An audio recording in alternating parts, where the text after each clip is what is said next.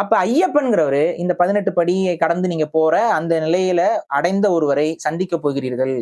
அவர் துறவரத்தை மேற்கொண்டவர். அந்த துறவரத்தை அவர் மேற்கொள்றப்பதான் அவர் இல் வாழ்க்கையை விட்டுட்டு தானே போறாரு. ஒரு ப்ரிப்பரேஷன் தான் இந்த ஹோல் இது. அதை நீங்க காலத்துக்கும் ப்ரிப்பேர் பண்ணணும். உங்களுக்கு தெரியணும்ல, ஒரு கட்டுப்பாடா இருக்கணும்ல. நமக்கு எல்லாருக்குமே செக்ஸுவல் அர்ஜ் இருக்கும். நமக்கு எல்லாருக்குமே கறி சாப்பிடணும், நான்வெஜ் சாப்பிடணுங்கிற அந்த டேஸ்ட் அர்ஜஸ் இருக்கும். அப்புறம் சுத்தமா இருக்க மாட்டோம். ஒழுங்கா குளிக்காம கொள்ளாம சில பேர் இருப்பாங்க. கெட்ட பழக்கம் இருக்கும். தம் அடிக்கிறது, தண்ணி அடிக்கிறது, அசிங்கமான வார்த்தை பேசுறது, கெட்ட வார்த்தை பேசுறது கெட்ட பழக்கம் தான். அப்ப இதெல்லாம் இருக்குல்ல, இதெல்லாத்தையும் விட்டு அவனை ப்ரிப்பேர் பண்ண வைக்கிற ஒரு வழிபாட்டு முறை தான்.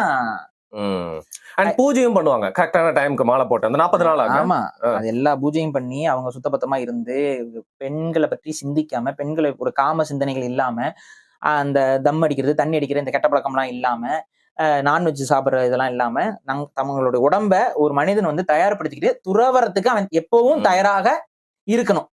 அவனுக்கு துறவு வாழ்க்கையை நோக்கி அவனை ஒரு ட்ரெயின் பண்றது இருக்குல்ல, அந்த ட்ரைனிங் ப்ராஜெக்ட் தான் ஐயப்பனுடைய சபரிமலை வழிபாடு. அப்ப இந்த மாலையை போட்டுட்டு நம்ம பிசிக்கல் ட்ரைனிங்கும் கூட அந்த மாலைக்கு